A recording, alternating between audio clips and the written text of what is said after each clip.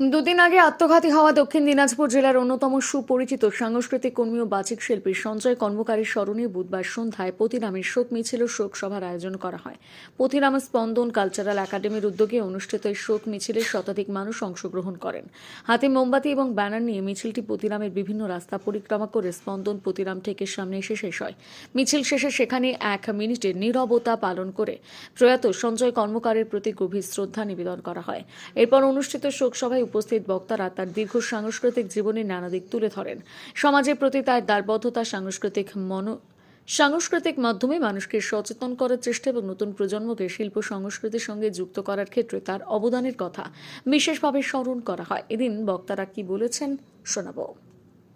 দুদিন আগে আত্মঘাতী হওয়া দক্ষিণ দিনাজপুর জেলার অন্যতম সুপরিচিত সাংস্কৃতিক কর্মী ও বাচিক শিল্পী সঞ্জয় কর্মকারীর স্মরণে বুধবার সন্ধ্যায় পতিরামের শোক মিছিল ও শোক সভার আয়োজন করা হয়। পতিরাম স্পন্দন কালচারাল একাডেমির উদ্যোগে অনুষ্ঠিত এই শোক মিছিলে শতাধিক মানুষ অংশগ্রহণ করেন। হাতে মোমবাতি এবং ব্যানার নিয়ে মিছিলটি পতিরামের বিভিন্ন রাস্তা পরিক্রমা করে স্পন্দন পতিরাম থেকে সামনে এসে শেষ হয়। মিছিল শেষে সেখানে 1 মিনিটের নীরবতা পালন করে প্রয়াত সঞ্জয় কর্মকারের প্রতি গভীর শ্রদ্ধা নিবেদন করা হয়।